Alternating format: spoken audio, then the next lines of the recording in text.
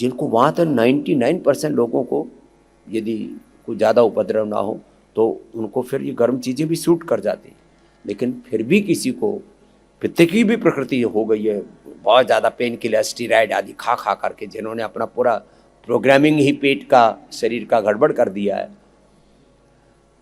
तो उनको फिर एलोवेरा सौंफ का पानी इसका प्रयोग साथ में करवा देते। 99% लोगों को तो एलोवेरा, गिलोय पारिजात निर्गुण सहजने का रस, एटीएम की सब्जी, एलोवेरा 100 ग्राम, टर्मरिक 10 ग्राम और मेथी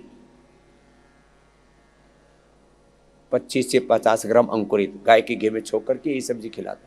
थोड़ी दिन तो अनाज में बंद कर देते हैं, बाद में अनाज के रूप में खाली मिलेट्स खिलाते हैं, और उस समय भी रागी बाजरा और कभी कभी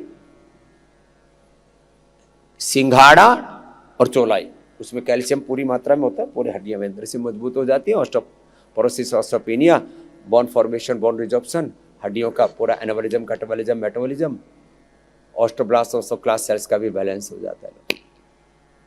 वात, कितने लोग वात रोगों से पीड़ित हैं, लेकिन अब बोले जी दही छाछी में छोड़ने की चीज है। अरे भाई वात रोग हो गया है तो छोड़ना ही पड़ेगा। वात रोगों में आपको खटाई नहीं खानी, आंवला भी नहीं खाना, आंवला तो अमृत है, रसायन है, वो भी नहीं खाना। कफ रोग है तो चिकनाई और ठंडी चीजें, पानी भी सामान्य नहीं पीना, मूल्य ठीक है, स्वास्थ्य का पानी पीना पड़ेगा। दूध में हल्दी, शिलाजीत, च्यवनप्राश और कितनी चीजें, त्रिकुटा, सितुपला आदि, और बहुत बहुत सारे प्रयोग करवाते हैं। खजूर कल्प कराते हैं।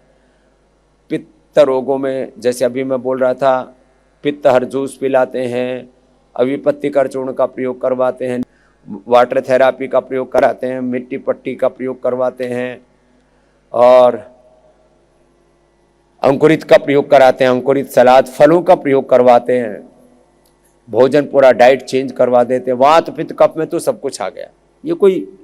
ये हमारी लापरवाहियों का, हमारे छोटे छोटे करेक्शन से, छोटे छोटे करेक्शन से हम इन डिजीज को पूरी तरह से रिवर्स करते हैं। एक औषधि, एक गोली स्वासारी की, ब्रोनकोम की, एक गोली मेधावटी, मेमोग्रिट की, लिवोग्रिट की, रीनोग्रिट की, थायरोग्रिट की, कार्डियोग्रिट, हृदयामृत, पिडानिल गोल्ड, ऑर्थोग्रिट, आइसिडोग्रिट, लिवोग्रिट, पित्त के लिए। अब जिनकी पित्त की प्रकृति है, बीटाग्रास, एलोवेरा, बीटाग्रास, एलोवेरा, लौकी, शीशम, पीपल, बेल, दूर्वा, नीम, ये सब पित्त शामक। अनार, ये तो त्रिदोष शामक है, वात पित्त कफ त्रिदोष। कुछ औषधियां वात का, कुछ पित्त का, कुछ कफ का प्रशमन करती है। प्रकाश क्रिया स्थिति शीलम, भूतेन्द्रियात्मकम, भोगार्थम दृश्यम। अलग अलग व्यक्तियों, वस्तुओं, पदार्थों में ये त्रिगुणात्मक प्रवृत्ति और त्रिदोषात्मक स्थिति देखने को मिलती है। जिनकी पित्त प्रकृति है ये भोर में ही बीटाग्रास, एलोवेरा, लौकी, शीशम, पीपल, बेल, दूर्वा, दूधिया, निम्बा आदि का प्रयोग कर लें। जिनकी वात प्रकृति है, 5 में से कोई एक भी द्रव्य मिल जाए, फ्रेश मिल जाता है, एलोवेरा, बीटाग्रास, जो भी मिल जाए जिसको।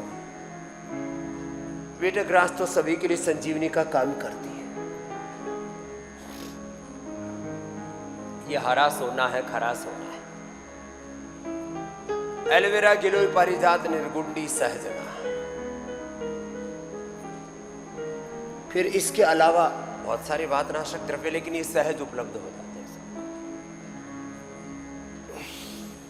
जैसे महारासना है, सबको उपलब्ध है।